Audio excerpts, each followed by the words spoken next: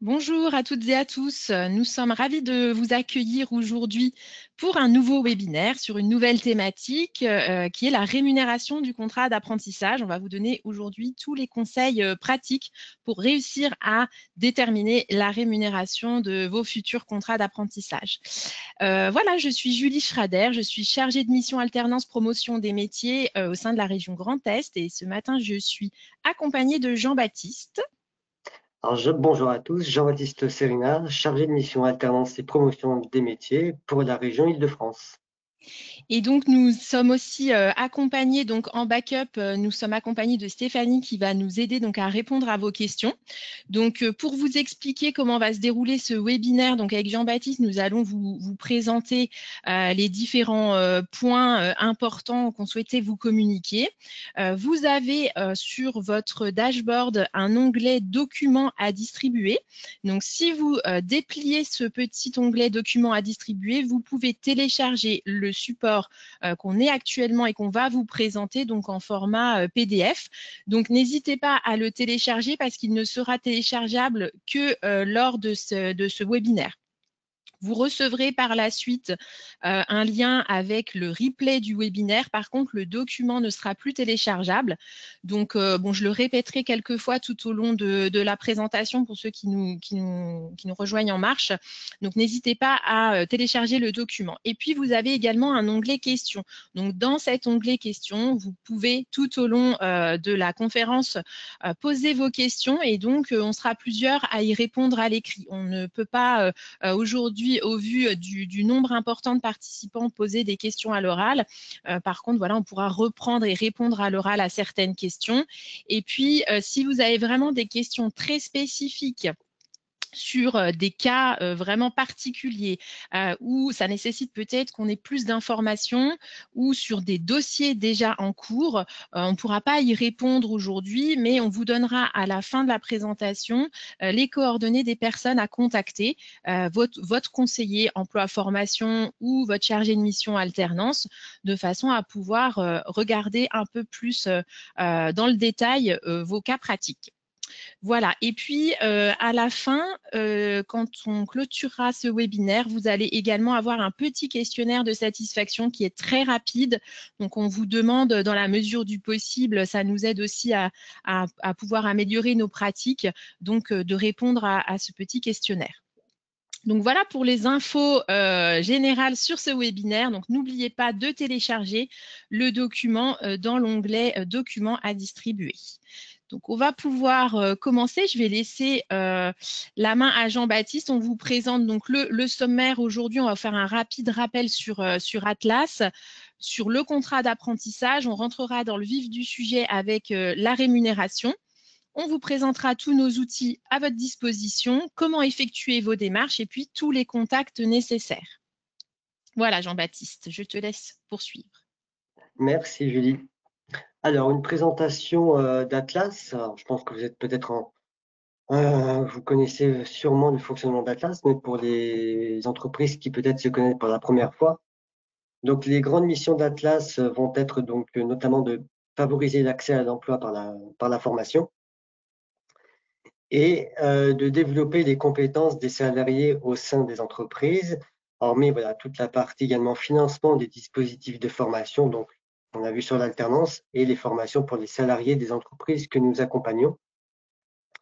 Nous avons donc différents secteurs d'activité répartis sous 14 branches, avec donc toute la partie donc, du secteur bancaire, donc de banque, banque populaire, caisse d'épargne, crédit mutuel, les marchés financiers également et les sociétés financières. Ça, c'est l'un des premiers secteurs.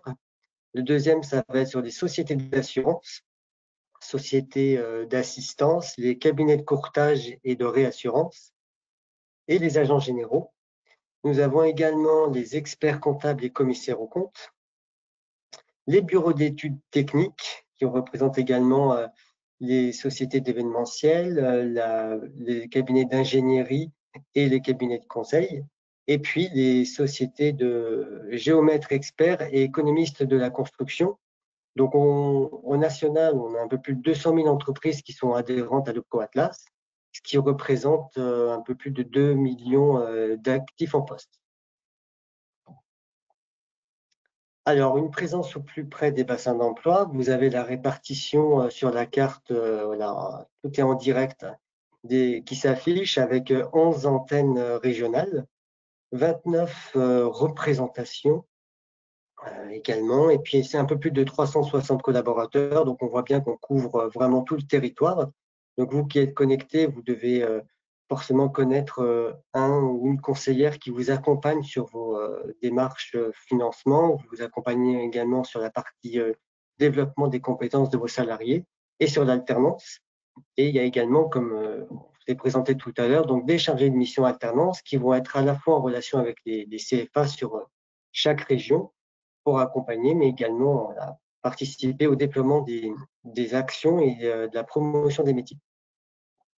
Voilà sur la partie donc, de l'EPCO-Atlas. Et pour terminer, là, sur la partie donc, un peu plus chiffrée, l'EPCO-Atlas a financé un peu plus de 100 000 contrats en 2024, des contrats d'alternance. Donc, avec la répartition comme suit, 95 000 contrats d'apprentissage et un peu plus de 7 000 contrats de professionnalisation. On note quand même que les contrats de professionnalisation sont quand même un dispositif qui intéresse les entreprises parce que ça suscite aussi différents publics. Après, sur le fonctionnement de l'OPCO, voilà, on a donc trois gros dispositifs, le contrat de professionnalisation, la PROA et le contrat d'apprentissage.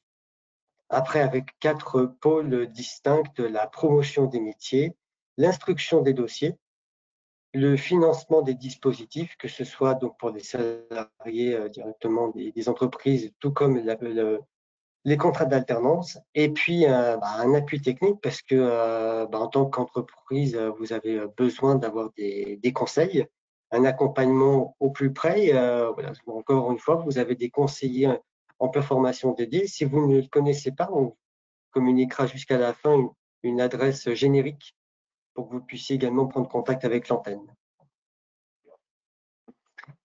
Maintenant, le contrat d'apprentissage.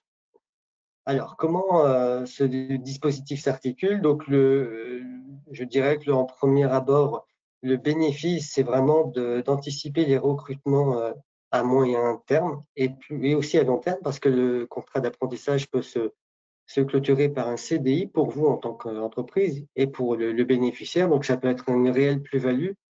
On est dans une optique en ce moment où là, on recherche également le meilleur des salariés. Donc là, ça peut être une réelle opportunité pour vous de passer par ce contrat d'apprentissage. En tant qu'entreprise et employeur, c'est de pouvoir travailler sa marque employeur. Ça peut être également voilà, des ambassadeurs, les alternants peuvent devenir des ambassadeurs de l'entreprise.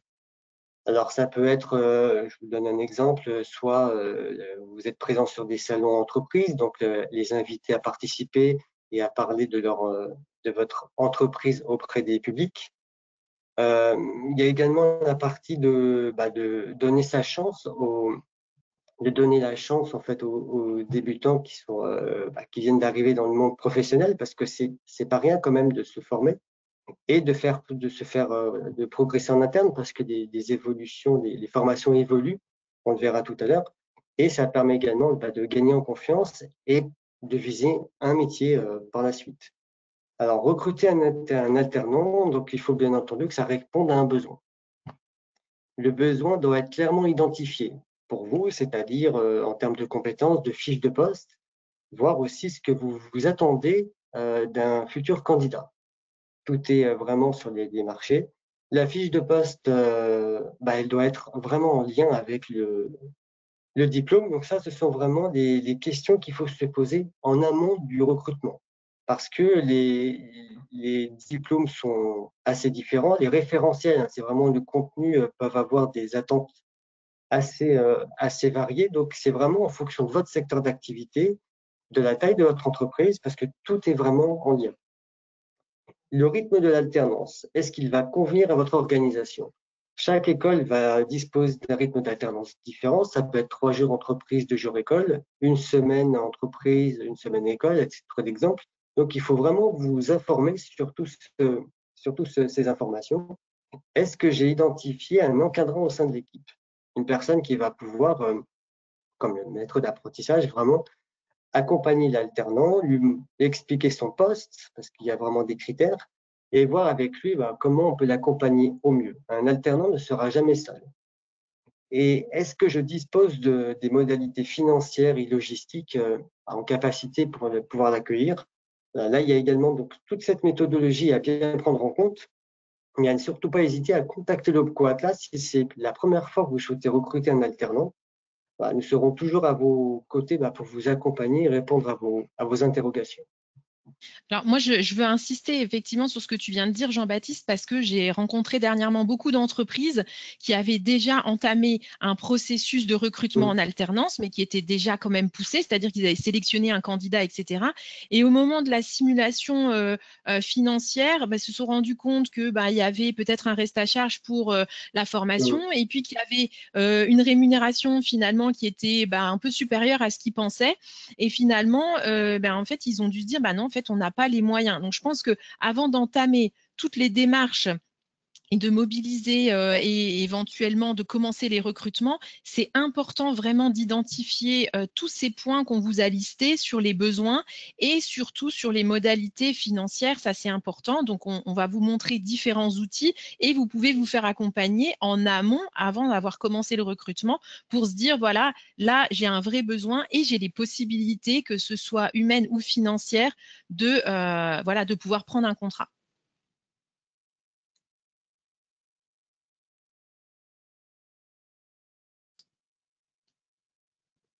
Alors, les critères du contrat d'apprentissage, alors ça va concerner tout type d'entreprise. Les publics concernés, donc les jeunes de 16 à 29 ans révolus. Alors, il peut y avoir des cas dérogatoires à la limite d'âge. Alors, ça peut être pour les personnes, par exemple, en situation de handicap, des personnes qui sont également inscrites sur la liste des sportifs de haut niveau. Il peut y avoir ça, ou alors en cas de succession de contrats, ce genre de choses. Mais c'est vrai que dans ces cas-là, n'hésitez pas à revenir vers l'OPCO Atlas parce qu'il y a des cas vraiment spécifiques. Les objectifs, c'est un contrat de travail qui est en CDD ou CDI, conclu entre un employeur et un salarié, bien entendu. Le but, c'est vraiment, alors ça peut être l'insertion, le retour à l'emploi de jeunes ou d'adultes, de permettre à des entreprises d'investir, de recruter des compétences. Ça peut être, vous avez des postes assez techniques, assez pointus. Sur le marché du travail, vous ne trouvez pas les salariés qui ont les compétences que vous ciblez. Le contrat d'apprentissage peut être une bonne modalité. Il y a de plus en plus de formations très techniques sur tous nos secteurs que nous avons à l'OPCO Atlas, avec des formations qui vraiment s'articulent. On parle beaucoup d'IA, mais c'est vrai que les formations évoluent complètement et les postes aussi. Donc ça peut être une réelle plus-value. Et puis, ça permet également une évolution en interne. La mise en œuvre du contrat, alors il faut désigner un maître d'apprentissage. Ça va être une personne, un salarié de votre entreprise qui a au moins 2 ans d'expérience sur le même poste, ou alors qui a une qualification supérieure ou égale à celle que votre apprenti va préparer. Acquérir donc une formation, une qualification professionnelle. Alors ça va être un diplôme d'État ou alors un titre à finalité professionnelle, donc enregistré au RNCP. Ça, c'est vraiment obligatoire. C'est de toute façon, le contrat d'apprentissage vise un diplôme. Et le parcours en alternance va couvrir une durée entre 6 à 36 mois. Concrètement, une licence générale, une licence professionnelle en 3 ans s'inscrit complètement dans un contrat d'apprentissage.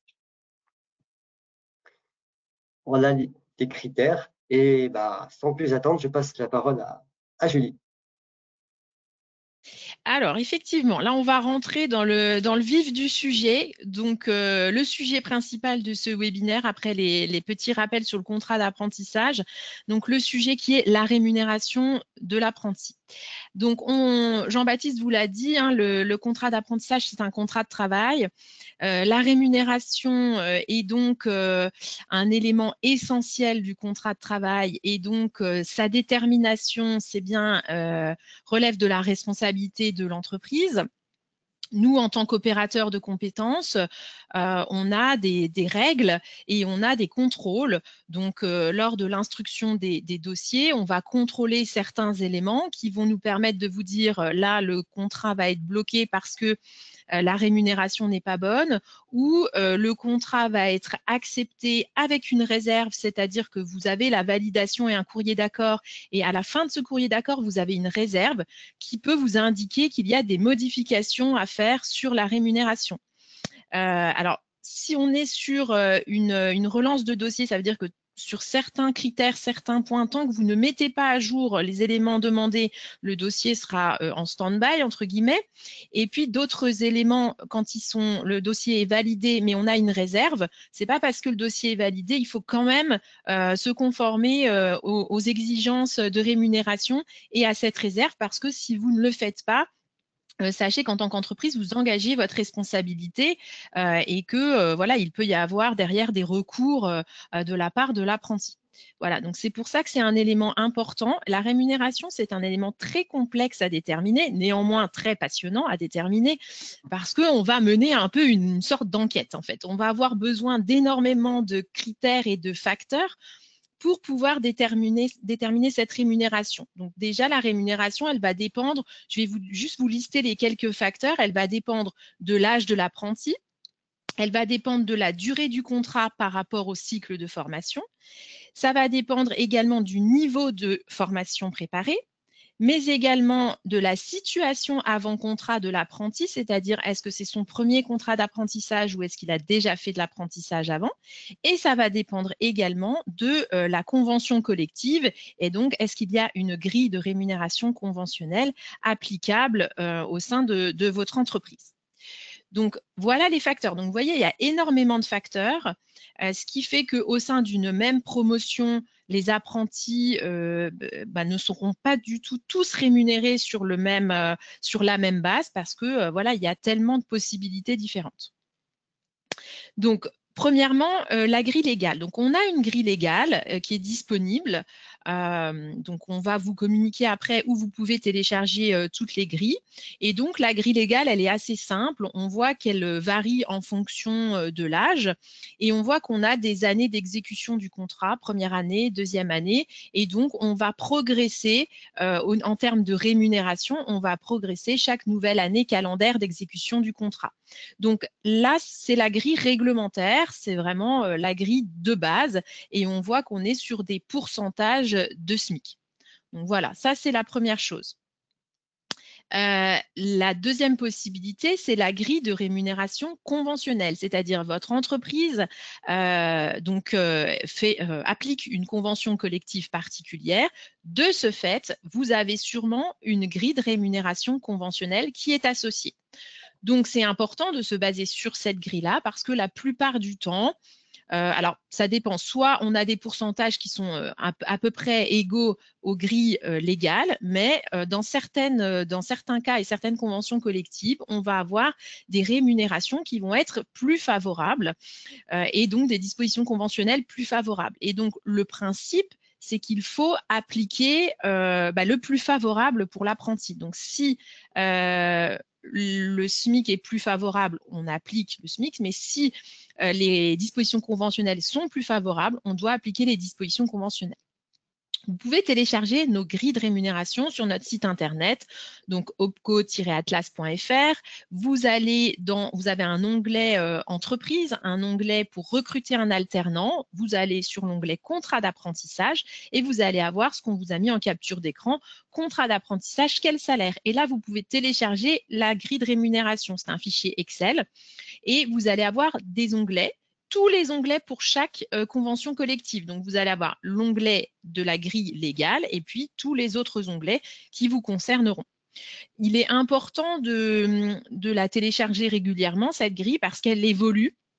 Et elle évolue régulièrement. Donc, si vous recrutez un apprenti de l'année prochaine, elle aura peut-être évolué. Donc, ne restez pas sur la grille que vous aviez téléchargée cette année. Donc voilà, donc là, on est sur la grille conventionnelle où à partir d'un certain âge, on va voir, on sera en pourcentage de SMC. Et donc, nous, en tant qu'opérateurs de compétences, on va veiller à ce que vous appliquiez bien le minimum prévu, le minimum réglementaire prévu, soit le minimum légal, soit le minimum conventionnel. Ça, nous, on doit se charger de vérifier ces éléments-là. Et vous ne pouvez pas rémunérer les apprentis en dessous de ce montant-là. Ce n'est pas autorisé. En revanche, rien n'interdit à l'employeur de proposer une rémunération plus favorable. Voilà, il n'y a pas de limite de rémunération. Comme un salarié classique, la rémunération, c'est un élément de négociation aussi. Donc, suivant les profils que vous souhaitez recruter et la demande peut-être, voilà, vous pouvez tout à fait proposer une rémunération supérieure. Ça ne posera pas de souci. Nous, on vérifie vraiment que les minimums sont bien appliqués. Quand on parle de grille conventionnelle, on parle donc de SMC. Le SMC, c'est le salaire minimum conventionnel. Donc, le salaire minimum conventionnel, comment on le détermine? Parce qu'on a souvent ces questions-là.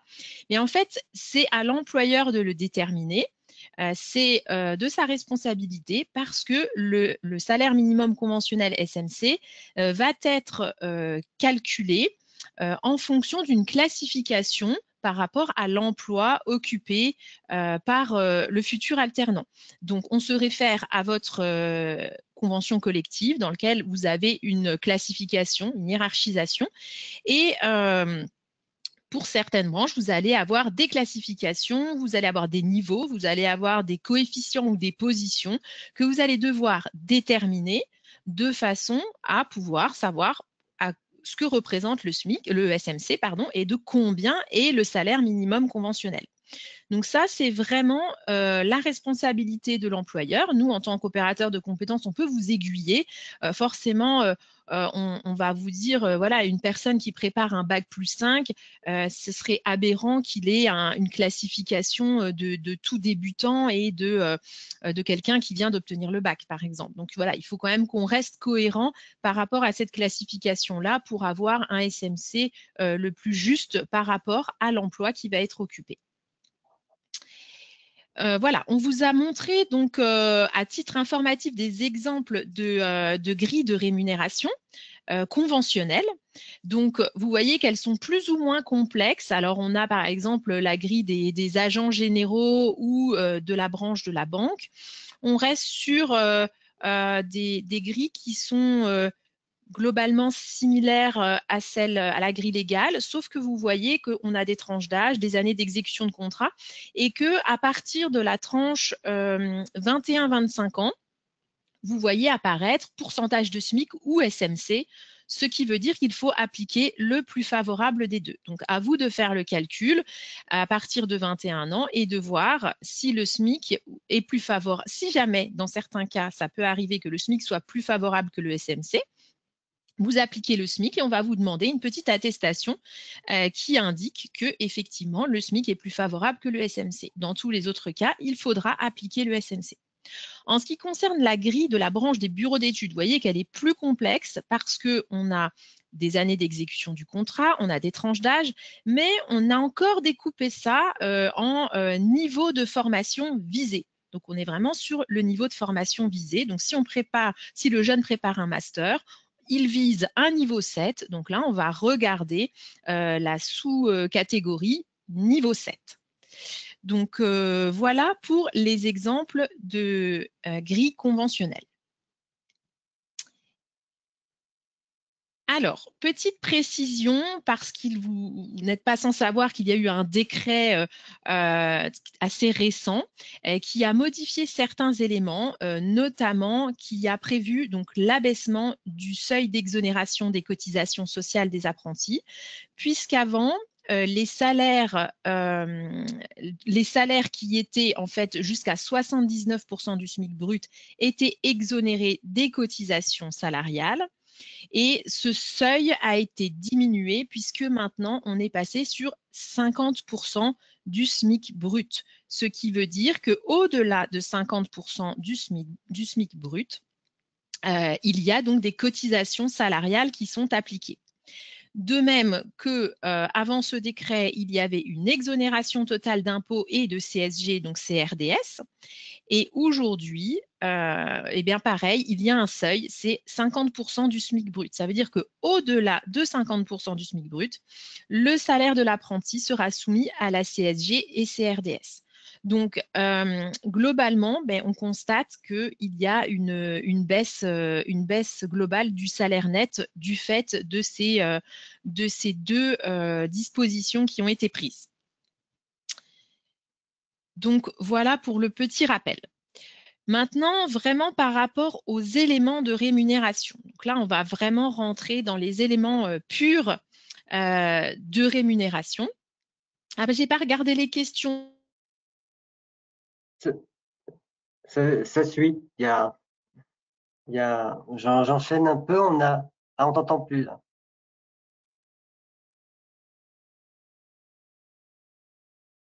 Attends.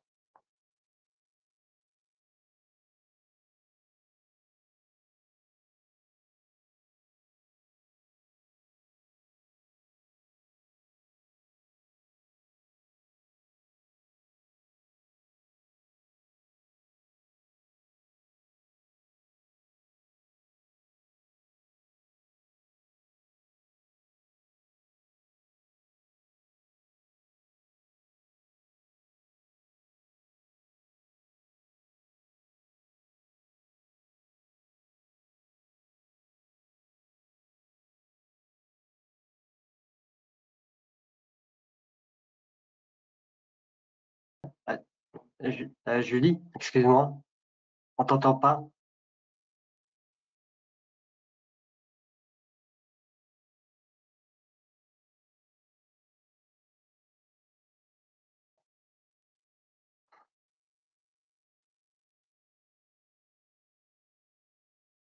Non.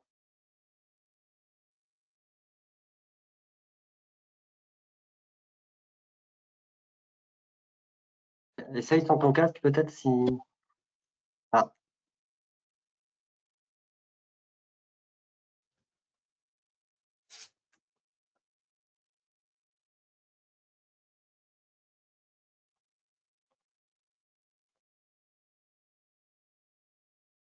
Est-ce qu'on m'entend? C'est mieux. C'est bon. Ah, j'ai plus de caméra maintenant, c'est formidable. Ah. Bon, je suis en figé, je vois, mais est-ce qu'on m'entend? On t'entend, mais c'est vrai que c'est figé. Mais bon, vas-y, c'est pas grave. Vous On ne t'entend. verrez pas bien, mais c'est pas grave. Donc, je ne sais pas où ça s'est arrêté du coup, mais je parlais de la progression de la rémunération. Donc, du coup, on disait on changeait de niveau de rémunération à chaque année d'exécution du contrat, c'est-à-dire à date d'anniversaire, et non pas par rapport à la date de formation, puisque vous savez que la formation, vous pouvez commencer un contrat d'apprentissage jusqu'à 3 mois avant le début de la formation. Donc, ça, c'est une possibilité. Mais du coup, on ne va pas suivre la formation pour changer des années de rémunération, mais on va bien être sur des années d'exécution du contrat. Donc, je prends un exemple d'un contrat qui débute le 1er septembre 2025 et la formation, elle, débute le 1er octobre 2025, donc un mois après. La première année d'exécution, donc la première année de rémunération, ce sera du 1er septembre 2025 au 31 août 2026. Et à ce moment-là, dès le 1er septembre 2026, on va changer de rémunération et on va progresser au niveau du taux de rémunération. Donc, voilà, c'est important. On est sur des années d'exécution du contrat. Et puis, on va avoir également une progression de la rémunération lorsque l'apprenti va changer de tranche d'âge.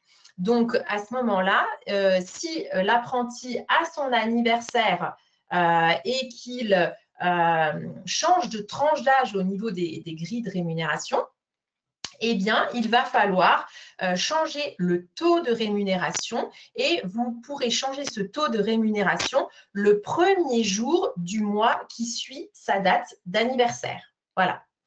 Donc, voilà comment se décompose la rémunération. Ce qu'il faut savoir aussi, ce que vous vous a indiqué, c'est que les périodes en CFA sont considérées comme du temps de travail et donc les périodes en CFA sont rémunérées tout comme voilà, la présence effective en entreprise.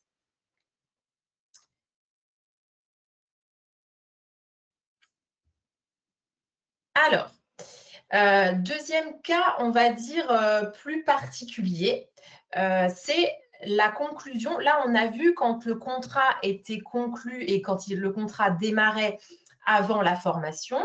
Maintenant, on va voir quand il y a la conclusion d'un contrat en cours de cycle de formation.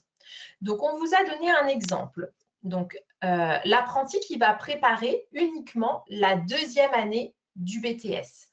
Donc, un BTS, c'est une formation qui se prépare en 2 ans et l'apprenti, enfin en tout cas l'étudiant, a très bien pu faire sa première année de BTS en cursus initial classique et décide pour sa deuxième année de BTS de faire cette deuxième année en alternance, en apprentissage. Et donc, à ce moment-là, on va considérer que l'antériorité du cycle a également été effectuée en apprentissage. C'est-à-dire qu'on regarde le cycle de cette formation. C'est un cycle en 2 ans. L'alternant rentre en apprentissage en deuxième année. Il sera donc rémunéré sur un pourcentage de deuxième année de rémunération, puisqu'on considère que le cycle et que la première année du cycle a été comme s'il avait été fait en apprentissage. Donc, on remarque, il a 19 ans, donc on va aller chercher 18-20 ans dans la catégorie et on sera sur une deuxième année de rémunération, donc on sera sur 51% du SMIC. C'est valable pour tous les cycles. Je prends par exemple la licence. La licence est une formation, un diplôme qui se prépare en 3 ans. Notre fameux étudiant, il a pu avoir fait ses 2 années de BTS en initiale et il va rentrer dans un cycle de licence, mais comme il a déjà un BTS, il va rentrer et il va faire que la 3e année directement en apprentissage. Eh bien, même s'il n'a pas fait d'apprentissage avant, il sera rémunéré sur une 3e année de rémunération. Voilà, donc ça, c'est un élément vraiment très important à avoir en tête. Autre cas particulier, la licence professionnelle. Donc, la licence professionnelle, c'est vraiment un diplôme particulier qui s'intitule licence professionnelle. Il ne s'intitule pas, c'est différent de la licence classique. Et donc, cette licence professionnelle, c'est un diplôme qui se prépare en 1 an. Et sa spécificité, c'est qu'il est basé, cette licence professionnelle, sur une 2e année de rémunération. Donc voilà, c'est la règle, c'est comme ça, on ne cherche pas forcément la logique. On sait que si c'est bien un diplôme qui est intitulé licence professionnelle, il doit être basé sur une 2e année de rémunération. Donc là, on vous a donné des exemples.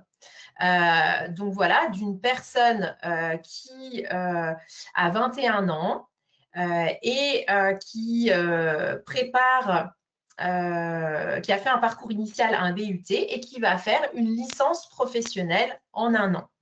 Donc là, cette personne, elle a 21 ans, on va aller chercher la catégorie 21-25 ans, une 2e année de rémunération. Donc cette personne sera sur 61% du SMIC. Donc voilà pour cette licence professionnelle. Alors, on nous dit les jeunes ne comprennent pas cela pour la licence pro parce qu'ils considèrent qu'ils sont en 3e année. Mais oui, effectivement, à partir du moment où c'est intitulé licence professionnelle, les textes et voilà, la réglementation de la rémunération indiquent bien qu'ils seront rémunérés sur une 2e année de rémunération.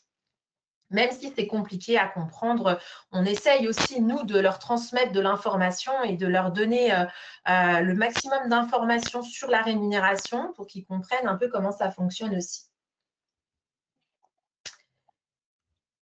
Alors, Maintenant, on va passer sur des cas où là, on rentre vraiment dans le vif du sujet, de la complexité de la détermination de la rémunération. C'est la succession de contrats. Donc, il y a 3 possibilités dans la succession de contrats, c'est-à-dire on enchaîne les contrats. Un apprenti va enchaîner plusieurs contrats. Soit il enchaîne 2 contrats d'apprentissage avec le même employeur. Donc là, si c'est le même employeur, la règle est que l'entreprise ne peut pas le rémunérer moins que l'année passée. C'est ce qu'on appelle le principe de l'historique des rémunérations. Il y a un maintien de la rémunération. Il y a une progression. Donc, deuxième cas possible, l'entreprise, la deuxième entreprise, a la même convention collective que l'entreprise précédente. À ce moment-là, la rémunération doit être au moins égale à ce qu'il percevait lors de sa dernière année de contrat précédent. Donc, toujours maintien de la rémunération, c'est-à-dire la nouvelle entreprise ne peut pas le rémunérer moins que ce qu'il touchait précédemment. C'est la même convention collective, même disposition conventionnelle. Maintenant, le cas le plus complexe, c'est les 2 entreprises qui n'appliquent pas la même convention collective. À ce moment-là, on a toujours un maintien de la rémunération, mais que nous allons ramener au niveau légal, puisque la nouvelle entreprise n'est pas tenue d'appliquer les dispositions conventionnelles de l'ancienne entreprise, puisqu'il n'applique pas la même convention collective. Donc, à ce moment-là, on va ramener ce qui touchait à la fin de son premier contrat, on va le ramener sur la grille légale et la nouvelle entreprise ne pourra pas le rémunérer moins en montant. On est bien en montant. Donc, on va faire un exemple après, mais par exemple, s'il a il a terminé son premier contrat sur un BTS deuxième année, donc il a terminé sur une deuxième année de rémunération, mais dans une convention collective X, on va aller regarder ce que représente sur la grille légale cette deuxième année de rémunération et la nouvelle entreprise ne pourra pas le rémunérer moins. Donc voilà. Et donc, on n'oublie pas qu'on va comparer le maintien de salaire à la rémunération sur la grille de rémunération et il faudra appliquer le plus favorable des deux. C'est-à-dire que ça vous donne le montant en dessous duquel vous ne pouvez pas aller, mais si votre convention collective vous indique qu'il faut le rémunérer plus, vous le rémunérez à ce qui est proposé, ce qui est demandé par la grille conventionnelle. Voilà. On va donner des exemples. Je vois qu'on nous demande des exemples, ils arrivent. Voilà, donc, exemple de succession de contrats. Donc, premier exemple, nous avons un jeune de 21 ans qui est dans une première entreprise X qui n'est pas rattachée à un accord collectif. Son premier contrat d'apprentissage, c'est une licence pro. Donc, licence pro, conseiller, gestionnaire, clientèle. Donc, on n'oublie pas, on a dit une licence pro. C'est une deuxième année de rémunération. Donc, d'après la grille légale, là, on a été sur la grille légale, puisqu'il n'y a pas de convention collective, on est sur 61% du SMIC. Donc, sur son premier contrat, il était sur 61. Il fait un deuxième contrat, toujours dans cette même entreprise, et il fait un deuxième contrat qui est un grade master, mais qui se fait en 3 ans. Donc, si on occulte le fait qu'il ait fait de l'apprentissage avant, si c'était son premier contrat d'apprentissage, on pouvait repartir à 0 sur la rémunération et on serait sur un pourcentage de première, deuxième, troisième année, étant donné qu'il est dans la catégorie 21-25 ans, on serait sur 53, puis 61, puis 78% du SMIC. Sauf que on a dit, historique des rémunérations, l'employeur ne peut pas le rémunérer moins que ce qu'il touchait sur son premier contrat. Donc, il ne peut pas toucher moins que 61% du SMIC. Ce qui fait que sa rémunération sera de 61% du SMIC la première année, 61% du SMIC la deuxième année, et on a une progression sur la troisième année, ce sera 78% du SMIC. Donc ça, c'est le premier exemple. Deuxième exemple, j'ai un jeune qui a 18 ans dans une entreprise qui applique la grille conventionnelle des bureaux d'études. Il fait un contrat, un DCG, diplôme de comptabilité gestion, qui se fait en 3 ans. On vous a indiqué les grilles de rémunération et on voit que du coup, il est donc dans la catégorie 18 à 20 ans. Un DCG, c'est un niveau 6. Donc, on va aller sur la première année, niveau 6, et on voit que du coup, il sera rémunéré sur 43% du SMIC, puis 53% du SMIC, puis 68% du SMIC. Et comme il a un changement de tranche d'âge en cours de dernière année, il sera ensuite rémunéré sur 80% du SMC. Donc ça, c'est les éléments de la grille conventionnelle des bureaux d'études. Deuxième contrat, il a 21 ans, chez un autre employeur qui, lui, maintenant, applique la grille, la convention collective des experts comptables. Il fait un diplôme supérieur de comptabilité gestion qui se fait en 2 ans. C'est un niveau 7 qui se fait en 2 ans. S'il n'avait pas fait d'alternance et d'apprentissage avant, on peut regarder sur la grille de rémunération des experts comptables. Il aurait été rémunéré sur 53, puis 61, donc première année, deuxième année. Sauf qu'on a dit historique des rémunérations, il ne peut pas toucher moins que ce qu'il touchait précédemment, ramené au niveau légal, puisqu'on n'applique pas la même convention collective. Donc, je vais sur la grille légale et je regarde à quoi correspondent ces rémunérations de premier contrat sur la grille légale. Eh bien, ça correspond à 43, puis à 51, pour finir sur 67 et 78. Donc, en ramenant au légal, il finit sur 78% du SMIC. Donc, il ne peut pas être rémunéré moins que 78% du SMIC.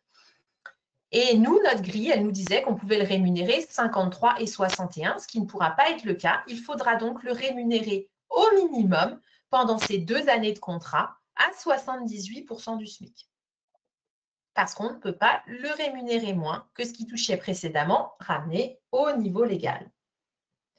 Voilà, donc j'espère que vous avez compris ces petits cas. Je rappelle encore une fois que vous avez dans l'onglet « Documents à distribuer », vous avez le support de présentation. Donc, allez le télécharger. Vous pouvez le télécharger pendant toute la présentation. Vous pourrez revenir à tête reposée sur ces cas. Et je ne doute pas que vous allez pouvoir, après, faire cette gymnastique de par vous-même. Et que si vous avez besoin, on peut vous aider sans souci à déterminer ces rémunérations. Autre cas particulier, alors, on nous dit « Je ne comprends pas l'exemple pour la succession de contrats dans une convention collective différente. » Alors oui, c'est très compliqué, je vous l'accorde, c'est très compliqué. C'est une petite enquête à mener pour déterminer la rémunération. Les cas de succession de contrats sont les cas les plus complexes et surtout quand on est sur des conventions collectives différentes. Donc, je vous laisserai reprendre si vous n'avez pas tout compris. Je vous laisserai reprendre l'exemple pour comprendre que quand on applique des conventions collectives différentes, on rebascule la rémunération du premier contrat sur de la rémunération légale, de la grille légale. Et donc là, ce jeune, dans notre cas, qui a fini sur 78% du SMIC en légal, ne peut pas être rémunéré moins que ce montant-là pour ces 2 années de contrat suivantes. Voilà. Autre cas particulier, c'est la prolongation lors d'un échec. Alors, attendez, je regarde s'il y a une année sans alternance. Alors, on nous demande s'il y a une année sans alternance entre 2 cursus. Effectivement, ça va dépendre de ce qui s'est passé entre les différents contrats. Nous, on conseille d'appliquer un maintien et un historique des rémunérations, peu importe la durée écoulée entre 2 contrats, parce qu'il est important de tenir compte de l'évolution et de la montée en compétences de l'apprenti. Mais au niveau légal, au-delà d'1 an d'interruption entre 2 contrats d'apprentissage, vous pouvez tout à fait repartir, on va dire, sur un nouveau cycle de rémunération et donc repartir de zéro, entre guillemets, sans tenir compte de l'historique des rémunérations. Mais bon, voilà, nous, ce n'est pas quelque chose qu'on conseille parce qu'il y a quand même une évolution et une montée en compétences du jeune et c'est important quand même d'en tenir compte. Donc, lors de la prolongation du contrat suite à un échec à l'examen, donc vous avez possibilité, si le jeune a échoué à ses examens, de faire un avenant pour faire une prolongation de contrat pour une durée maximum d'1 an. À ce moment-là, il n'y aura pas de progression de la rémunération sur l'année supplémentaire parce que le diplôme n'a pas été validé, donc il n'y aura pas de progression. Donc, je prends le cas d'un employeur où il n'y a pas de convention collective, il y a eu un BTS qui a été fait, donc première année 53%, deuxième année 61%, il y a eu un échec aux examens, une prolongation de contrat sur 1 an, on reste pour la 3e année, entre guillemets, du contrat, on reste sur 61% du SMIC. Pas de progression de rémunération.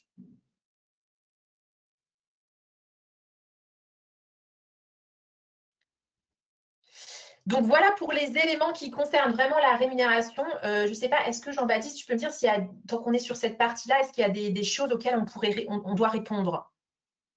Alors, je regarde parce que ça s'est bien enchaîné. Il y a eu pas mal de questions alors, sur le terme de cycle de formation. Mais ça doit venir de chez moi, à mon avis. Ah. Quand j'ai mon micro. Ouais, c'est bon, je t'entends maintenant. Ah, c'est bon, ok. Il y a eu des questions sur la partie du cycle de formation, pour définir un peu ce que c'était. Définir le cycle de formation? Oui, à quoi ça correspond? Le cycle de formation, il correspond vraiment aux périodes de formation définies par l'organisme de formation, en fait. Donc, sur le CERFA, l'organisme de formation va vous indiquer des dates de formation. Et là, c'est ça, le cycle de formation, qui est différent de la durée du contrat de travail, puisque le contrat peut démarrer jusqu'à 3 mois avant le début de la formation et peut se poursuivre jusqu'à 2 mois après la fin de formation. Voilà.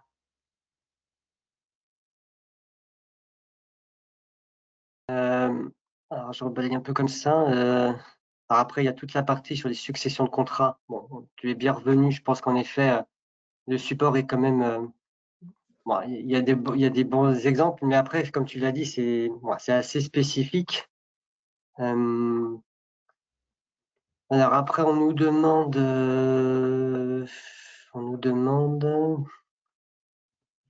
On sort un peu du cadre. Est-ce qu'un apprenti a droit à toucher, par exemple, tout ce qui est prime d'intéressement ou participation aux bénéfices? Bon, on sort un peu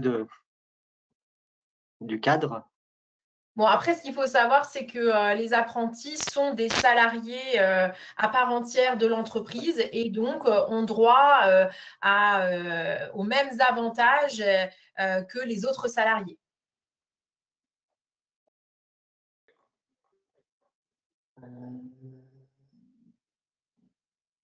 Écoute, ça a l'air. Je pense qu'on a répondu du coup à l'oral un peu à tout. OK. On peut continuer, puis on reviendra si jamais on a encore un peu de temps. Ouais, ça marche. Vous pourrez nous reposer des questions à la fin. Voilà. Donc là, on va vous présenter nos outils qui sont à votre disposition. Jean-Baptiste, tu me confirmes qu'on m'entend parce que du coup, j'ai enlevé mon casque. Oui, je t'entends très bien. Super. On vous partage nos outils à votre disposition qui peuvent vous aider du coup dans la construction et dans le recrutement de vos futurs apprentis. Alors, vous avez notre site internet qui est opco-atlas.fr, pardon, où vous allez pouvoir retrouver énormément d'informations. Vous allez pouvoir vous informer sur tout ce qui est actualité, webinaire, outils. Je vous conseille d'aller dans notre boîte à outils où vous avez des fiches synthétiques et des pas à pas pour vous guider. Et puis après, vous avez différents outils qu'on va vous présenter après. Ça va être par exemple Index Atlas où vous allez pouvoir retrouver un annuaire en ligne des formations en alternance. Vous avez notre simulateur Atlas, qui vous permet de simuler et vous permet de faire une simulation complète de votre contrat en alternance.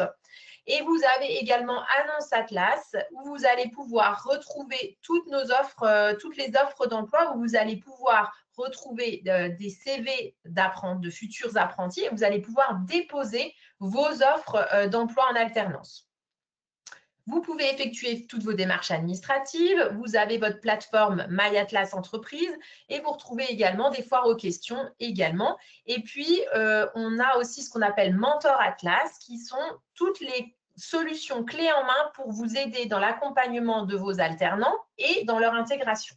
Donc ça, c'est tous des outils que vous pouvez retrouver sur notre site Internet. Et puis, n'oubliez pas que vous pouvez vous faire accompagner par votre conseiller emploi-formation qui peut vous aider dans tous vos projets de recrutement en alternance. On vous donnera les contacts à la fin. Et je reprécise que de façon à ce que vous puissiez garder les contacts, n'oubliez pas de télécharger notre document de présentation du jour qui est téléchargeable en format PDF dans l'onglet « Documents à distribuer ». Donc voilà, présentation d'Index Atlas. Si vous cherchez un profil particulier et une formation particulière, vous allez pouvoir aller sur cet annuaire de formation en apprentissage, peut-être dans un premier temps pour voir s'il y a des organismes de formation qui dispensent les formations qui vous intéressent autour de chez vous, et également peut-être prendre contact avec eux parce qu'ils ont aussi des viviers de candidats qu'ils pourraient éventuellement vous proposer. Donc ça, c'est un premier outil. Le deuxième outil dont je vous ai parlé, c'est Annonce Atlas, qui est le job board de l'alternance, qui est en multidiffusion entrante et sortante, donc avec d'autres plateformes comme l'APEC, la GFIP, Météo-Job, la Bonne Alternance, etc. Vous allez pouvoir y déposer toutes vos annonces et vos offres. Vous allez pouvoir suivre les candidatures, vous allez pouvoir accéder à une CV Tech et même réaliser des entretiens directement en ligne aussi. Donc, n'hésitez pas à aller sur cet outil. Et enfin, vous avez notre simulateur Atlas, donc où on va vous demander quand même beaucoup d'informations parce que le but, c'est d'avoir une simulation la plus complète possible. Donc, on va vous demander des informations sur le contrat, sur votre entreprise, sur le profil recruté. Et le but, c'est de vous faire une simulation complète, de vous donner un coût annuel. Voilà combien ce contrat d'apprentissage va vous coûter par an. Et si vous dépliez ce petit résultat, vous avez le détail parce qu'on vient intégrer les aides de l'État, on vient intégrer l'aide à la fonction tutorale maître d'apprentissage si vous la demandez, on vient intégrer la rémunération, on vient intégrer la prise en charge de la formation par l'OPCO de façon à vous donner le reste à charge. Voilà combien ce contrat d'apprentissage va vous coûter à la fin de l'année. Voilà.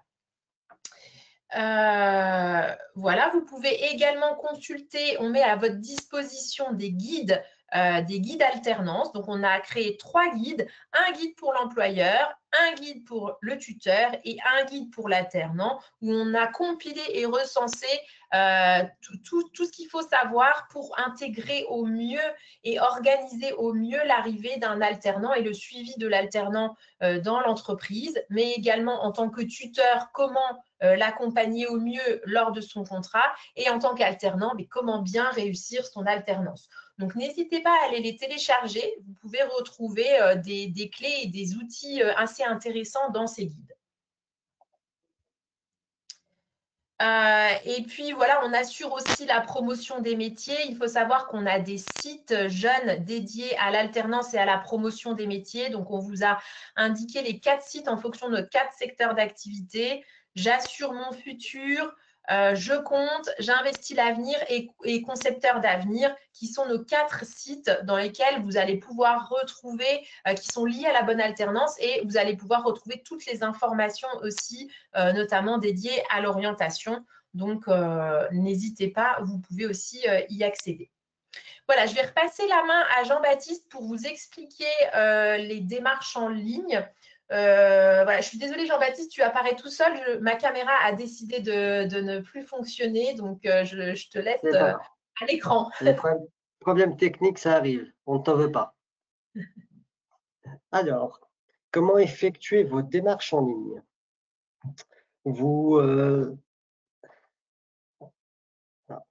Voilà.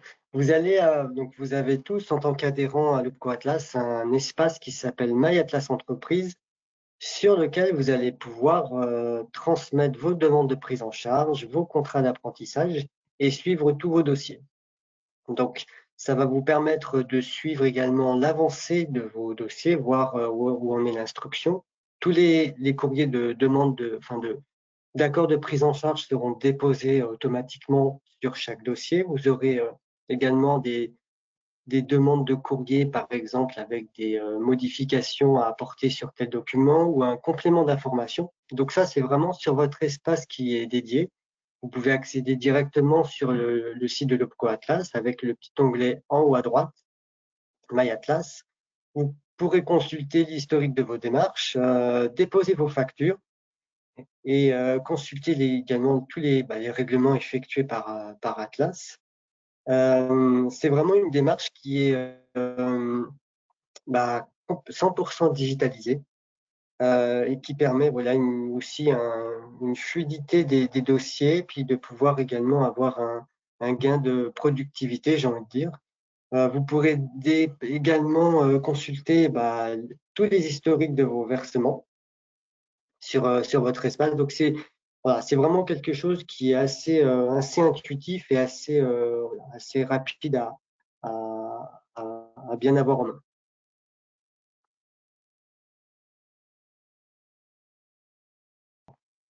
Ensuite, vous allez avoir donc un peu un mode opératoire de la transmission d'un contrat d'apprentissage. Comment ça s'effectue? Donc, il y a trois possibilités. Via le simulateur Atlas qu'a présenté tout à l'heure Julie, là, vous allez pouvoir donc directement effectuer sur ce simulateur. Donc, là, on parle du contrat d'apprentissage, mais il y a aussi la possibilité sur le contrat de professionnalisation de pouvoir également avoir les infos principales pour connaître le coût de recrutement d'un alternant. Et en imaginant, voilà, votre simulation correspond aussi à vos attentes et financièrement à ce que vous attendiez, vous pouvez transformer cette simulation en demande de prise en charge. Donc ça, c'est une nouveauté qui a quelques mois et qui est très pratique parce que ça vous permet de faire je dirais, une seule saisie automatiquement. Donc ça, c'est une première étape. Sur My Atlas Entreprise, donc comme on l'a vu, directement, il faut vous authentifier, puis vous avez accès à votre espace. Et oui, sir, je voulais revenir sur le simulateur. Vous pouvez également le mettre en brouillon. Vous faites votre simulation, mais si par exemple vous n'avez pas toutes les informations de l'école, vous le mettez en brouillon, ça le sauvegarde, et puis quand vous allez revenir dessus, vous allez retrouver votre brouillon, puis vous pourrez après le concrétiser directement en saisie du SERPA. Et il y a également la partie 3, donc via My Atlas Prestataire, où là, ce qu'on appelle les mandats de gestion, c'est lorsque vous autorisez, donc c'est un accord que vous allez avoir avec le CFA, ou c'est le CFA qui peut déposer à votre place le contrat d'apprentissage sur leur espace. Alors bien entendu, il faut un accord écrit entre vous, l'entreprise, et le CFA. Très souvent, c'est sur la convention de formation. Il peut y avoir un article où il y a écrit mandat de gestion. Comme ça, ça peut vous faciliter la démarche. Alors, sur la partie rémunération, bien entendu, vous avez la main, mais vous transmettez toutes les infos à l'école qui va saisir le contrat et le transmettre directement via My Atlas Prestataire. Donc ça, c'est une possibilité. Il n'y a pas d'obligation, mais ça peut parfois être un peu plus simple quand vous avez un grand nombre de candidats, d'alternants à recruter, par exemple. Donc ça, c'est une information à prendre en compte. Il y a trois possibilités pour transmettre le contrat d'apprentissage. Alors, juste, on nous demande, Oui. ce n'est pas l'OPCO qui verse les aides financières. Alors, nous, en tant qu'opérateurs de compétences, on va venir verser directement au CFA la partie formation qu'on vient prendre en charge. On versera éventuellement à l'entreprise l'aide à la fonction tutorale, maître d'apprentissage si l'entreprise la demande. Par contre, l'aide au recrutement d'un contrat d'apprentissage, cette aide est versée par l'État. Donc, une fois que le dossier est accordé et validé chez nous, nous transmettons de façon informatique tous les contrats et les éléments à l'État qui va reprendre contact avec vous via la plateforme SILAE et qui vous donnera les indications nécessaires pour percevoir cette aide de l'État qui se percevra tous les mois. Donc, c'est proratisé chaque mois sur la première année du contrat d'apprentissage. Exactement. Et je complète aussi, le contrat d'apprentissage doit s'accompagner de la convention de formation. C'est une obligation. Vous pouvez transmettre parallèlement tout autre document, hein, en imaginant le programme ou autre, mais la convention, elle est vraiment primordiale. Donc, comment ça se passe depuis le simulateur? Voilà, donc, vous vous identifiez, puis vous allez pouvoir directement sur la gauche avoir un menu des simulations. Donc ça, c'est vraiment intéressant, comme on l'a dit tout à l'heure, parce qu'à l'instant T, vous n'avez peut-être pas toutes les informations qui concernent l'apprenti. On l'a vu tout au long du webinaire, un apprenti est unique. Il peut être primo-accédant, il n'a jamais effectué de contrat d'apprentissage. Il peut avoir également eu un contrat précédent où là, voilà, il faut faire attention quelle était la convention collective appliquée, quel était le pourcentage de rémunération. Donc, ça, c'est une simulation qui est intéressante sur l'aspect, je dirais, pédagogique, pour voir aussi pour vous comment ça peut s'axer même sur la partie financière. Mais voilà, vous avez donc sur la gauche la partie simulation, et puis convertir la demande de prise en charge. On voit la flèche rouge en bas de l'écran, où là, vous allez avoir directement l'onglet, ce qui vous permet de pouvoir avoir la transformation de cette simulation en saisie automatique. Voilà, on sait très bien qu'il y a beaucoup d'allers-retours avec les écoles parce que les écoles ne transmettent pas automatiquement les conventions tout de suite parce qu'elles attendent aussi des compléments d'informations de la part de l'étudiant. Donc voilà, ça peut prendre quelques jours, mais vous pouvez anticiper et commencer déjà par effectuer cette simulation via notre outil qui est mis à jour très régulièrement.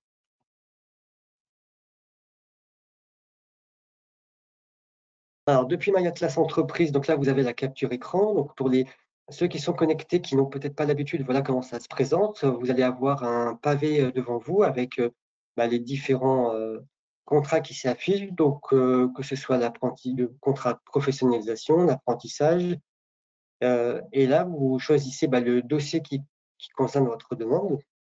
Et à partir de là, vous allez pouvoir directement saisir les informations sur plusieurs pages, mais voilà, c'est très facile d'utilisation. On n'a pas trop de retours négatifs sur ce sujet. Et puis, on a aussi l'automatisation qui est assez intéressante. Juste, on nous demande, excuse-moi Jean-Baptiste, on nous demande les grilles pour les aides à la fonction tutorale, etc.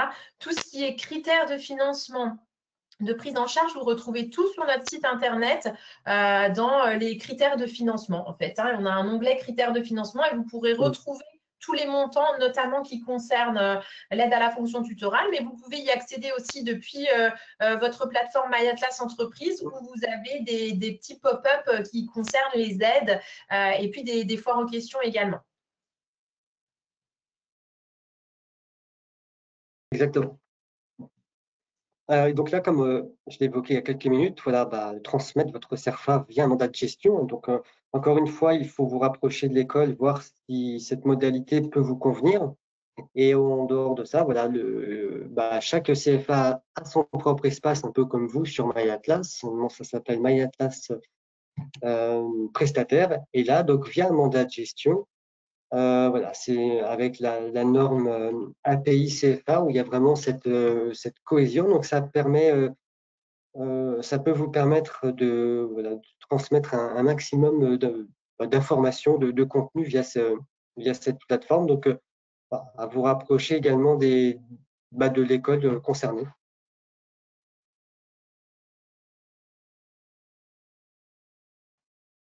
Donc là, vous allez avoir les contacts de…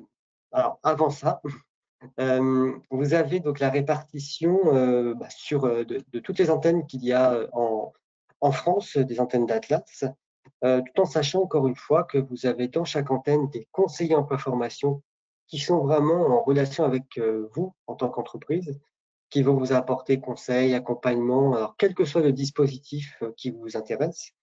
Et il y a également, alors parce que tout évolue, et chez Atlas, on a également des nouveaux outils qui arrivent. Donc là, c'est aussi intéressant pour vous de faire des rendez-vous avec vos conseillers pour avoir également toutes ces informations. On a des conseillers également qui vont être sur la partie multicanal, qui vont être vraiment sur la partie relations téléphoniques et qui pourra apporter les premiers renseignements. Et puis après, si on dépasse un spectre un peu plus pointu sur un dossier, voilà, là, ça va être directement le conseiller ou le chargé de mission parfois qui reprend le relais. Donc et voilà, c'était bon. Et on vous remercie en tout cas d'avoir participé à notre webinaire qui a été assez riche. On voit qu'il y a eu beaucoup de questions assez intéressantes. Alors, n'hésitez pas. Peut-être prendre une ou deux questions, Jean-Baptiste. Je ne sais pas si toi, tu en as vu, moi j'en ai vu une sur la rémunération où on nous demandait, lors d'une succession de contrats, si l'entreprise précédente avait décidé de rémunérer plus l'apprenti, voilà, pour X raisons, parce qu'on a vu que c'était possible. L'entreprise nous demandait, est-ce que l'entreprise suivante elle doit appliquer ce qui touchait précédemment. Bien sûr que non, hein. C'est comme le fait que la nouvelle entreprise n'est pas tenue d'appliquer les dispositions conventionnelles de l'entreprise précédente. De la même façon, la nouvelle entreprise n'est pas tenue d'appliquer les choix stratégiques de la précédente entreprise qui avait décidé de rémunérer plus son apprenti. À ce moment-là, on repart bien sur la grille légale et sur les minimums attendus. Exactement. Donc après, je ne sais pas, est-ce qu'il y avait d'autres… Stéphanie, tu nous diras si jamais il y a d'autres questions qui sont revenues et peut-être des points qu'il faut éclaircir. Sinon, en tout cas, n'hésitez pas, encore une fois, à télécharger le document de présentation dans l'onglet documents à distribuer. Je vous confirme, parce qu'on nous l'a redemandé, est-ce qu'il y aura un replay? Vous allez recevoir par mail prochainement le lien du replay de ce webinaire. Par contre, il ne sera plus possible de télécharger le document, donc téléchargez-le maintenant tant que ce webinaire est encore ouvert. Oui. Alors, je vois une question ici. Un apprenti qui prépare un BTS, nous partons bien sur la première année, mais un apprenti qui prépare une licence classique, nous partons sur la troisième année. Alors, attention, on part sur le principe qu'un BTS dure 2 ans. Si l'étudiant doit suivre les 2 années, le contrat va durer 2 ans parce que la finalité du BTS, c'est d'obtenir son diplôme sur la 2e année. La licence classique, dite licence générale, si le certificateur détermine que cette licence effectue 3 ans en apprentissage, le contrat va durer 3 ans. Et la rémunération va s'échelonner de l'année 1, année 2, année 3, en fonction de l'âge, bien entendu. Ça, c'est la règle générale. Il se peut que l'apprenti ne effectue que la 2e année du BTS. Alors là, ça arrive souvent. La première année, elle est en initiale, mais vous allez signer un contrat d'apprentissage sur la dernière année parce que c'est là où vous allez le recruter pour son apprentissage. La rémunération, elle va être du coup en 2e année. Donc ça, c'est vraiment les cas, je dirais, spécifiques. Mais il faut vraiment, donc du coup, c'est bien s'informer auprès de l'apprenti que vous allez recruter, s'informer sur l'école, comment la partie formation s'effectue. Et s'il y a des réunions d'information, des choses comme ça, n'hésitez pas à prendre contact et à peut-être y assister pour avoir un maximum d'informations parce que voilà, les informations parfois sont un peu trompeuses, même ce qu'on trouve sur Internet. Donc, autant aller à la source et poser toutes les questions directement à l'école ou au CFA qui va gérer la formation. Et donc, vous voyez bien qu'il est important d'avoir vraiment toutes les informations pour pouvoir déterminer la rémunération. Même quand vous nous appelez, si vous nous donnez des infos, mais que vous ne savez pas si vous ne connaissez pas le parcours antérieur de l'apprenti, nous, on ne peut pas vous garantir qu'on vous donnera la bonne rémunération, puisque ça va dépendre aussi de ce qu'il a fait précédemment. Donc, c'est vraiment important d'avoir tous les éléments pour pouvoir faire une simulation au plus juste. Après, on nous fait la remarque que du coup, un master sera moins payé qu'une licence. Bah, tout à fait.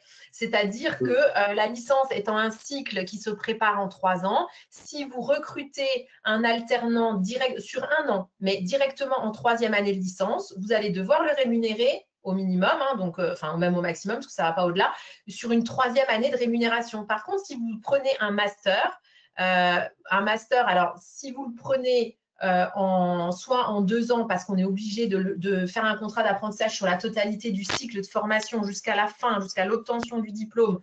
Donc, on fait un contrat sur 2 ans, ou vous pouvez faire un contrat d'1 an sur la 2e année du master. Là, vous allez le payer sur une 2e année de rémunération. Donc, oui, les règles ne sont pas forcément ce qu'il y a le plus juste, dans le sens que vous allez rémunérer moins une personne en Master 2, donc qui a un niveau plus élevé, qu'une personne qui est en licence 3e année, effectivement. Malheureusement, ce sont les règles, mais c'est la réalité.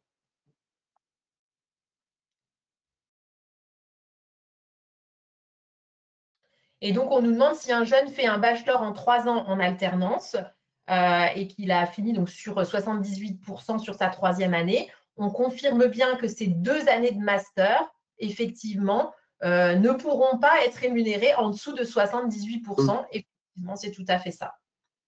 Ouais. Oui. Donc, vous voyez, c'est un sujet très complexe. Alors, c'est vrai qu'on ne peut pas, du coup, malheureusement, passer tous les cas en revue. C'est pour ça que si vous téléchargez le document, on pense quand même que ça vous donne quand même la majorité des informations pour déterminer votre rémunération et résoudre vos cas de rémunération. Mais en tout cas, n'hésitez pas vraiment à nous contacter. On a des conseillers, on est présent en région pour vous aider et vraiment pour vous accompagner sur cette rémunération de contrat d'apprentissage, parce que c'est des règles complexes, parce que voilà, il y a beaucoup de facteurs, donc c'est compliqué, mais on est là pour vous accompagner. Si vous avez des interrogations, des hésitations, vraiment, venez nous rencontrer, il n'y a pas de souci. Donc, écoutez, Jean-Baptiste, je ne sais pas si tu as autre chose à rajouter ou si tout est bon pour toi, mais en tout cas, Ça m'a l'air bon. Je pense qu'on a bien fait le tour, on a insisté là où il fallait. Et puis je pense qu'on va pouvoir, s'il n'y a pas d'autres questions, je pense qu'on peut… Bon, après, s'il y a des questions auxquelles on n'a pas répondu, n'hésitez pas à nous contacter. Encore une fois, là, c'est un peu compliqué pour nous de répondre à tous les cas particuliers, parce que peut-être que dans ce que vous nous écrivez dans le chat, on n'a pas l'intégralité des informations qui nous permettent de bien y répondre. Donc, dans ces cas-là, contactez-nous vraiment pour qu'on puisse regarder votre cas. Téléchargez le document dans l'onglet à distribuer. Vous allez recevoir le lien du replay par la suite. Et quand on va clôturer le webinaire, n'oubliez pas, vous avez une petite enquête de satisfaction à laquelle vous allez pouvoir répondre très rapidement. Donc, voilà, encore désolée pour les soucis techniques, puisque mon ordinateur a décidé de ne plus afficher ma tête pour vous parler. Mais bon, on a quand même réussi à faire ce webinaire. On espère que tout s'est bien passé pour vous, et on espère que voilà, vous avez pu apprendre des choses et que ça a pu répondre à certaines de vos questions. Et voilà, on va vous souhaiter une très bonne journée. Jean-Baptiste, mot de la fin. Eh ben, merci à tous. Merci Julie pour l'animation et Stéphanie pour toutes les réponses aux questions. Et puis, au plaisir de vous retrouver prochainement. N'hésitez pas, il y a encore beaucoup de webinaires sur des thématiques différentes à venir assister. Voilà, on vous souhaite une très bonne journée et on vous dit à bientôt, donc en direct ou sur un autre webinaire. Bonne journée. Bonne journée. Au revoir.